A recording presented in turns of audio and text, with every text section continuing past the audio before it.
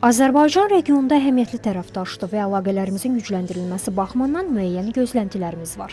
Əlaqələrimiz iki tərəfli yol kimi inkişaf edir. Enerji təchizatımızın şaxələndirilməsində Azərbaycan bizə kömək etdi.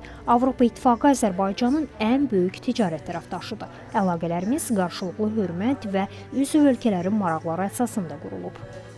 Aprelin 25-də Avropa İttifaqının Xarici İşlər və Təhlükəsizlik Siyasəti üzrə Ali nümayəndəsi Avropa Komissiyasının vitse-prezidenti Kaya Kallasın Bakı səfəri və səsləndirdiyi fikirlər alyansla ölkəmiz arasında münasibətlərin yeni mərhələsinin əsasını qoya bilər. Səfəri çərçivəsində Prezident İlham Əliyevin xanım nümayəndəni qəbul etməsi, əlaqələrin yaxşılaşdırılmasına dair müzakirələrin gündəmə gətirilməsi Azərbaycanın ittifaq ölkələri üçün kritik mahiyyətini gün üzünə çıxardı. Hər şeydən öncə Azərbaycan blok ölkələri üçün strateji enerji təminatçısı rolunu oynayır. Bu mənada Cənub qaz dəhlizinin əhəmiyyəti bir daha aktuallaşır. Ölkəmiz Avropanın 10, o cümlədən birliyin 8 üzvünü qazla təchiz edir. Qaz təchizatının coğrafi əhatəsinə görə Azərbaycan Avropanı qazla təmin edən ilk ölkələrdəndir. Bununla yanaşı Avropa ilə nəqliyyat sektoru üzrə əməkdaşlıq da səmərəli əsaslarla davam etdirilir və gücləndirilir. Kaya Kallasın Azərbaycana səfəri onu göstərir ki, Avropa Birliyi Azərbaycanla əməkdaşlığı davam etdirmək niyyətindədir. Ən çox da enerji sahəsində.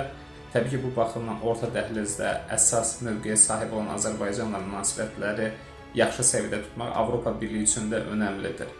Təbii ki, Avropa Birliyi daxilində bəzi dövlətlər və şəxslər vardır ki, Azərbaycana qarşı qərəzli münasibəti ilə seçilir. Bunu da təbii ki, Azərbaycan dövləti yaxşı bilir və bu prosesdə böyük dövlətlərin rolu vardır.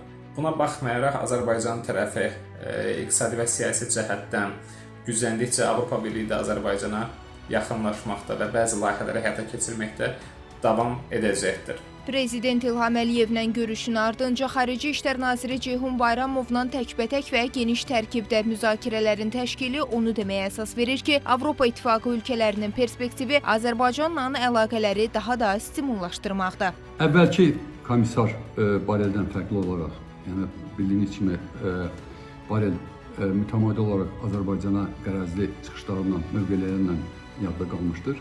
Xanım Kaya Kallasın Azərbaycana rəsmi səfəri və bu səfər ərəfəsində Azərbaycanın Avropa İttifaqının enerji təhlükəsizliyinin təmin edilməsindəki rolunu qeyd etməsi, əlbəttə ki, bu Azərbaycan Avropa İttifaqı münasibətlərində dönüş kimi qiymətləndirmək lazımdır.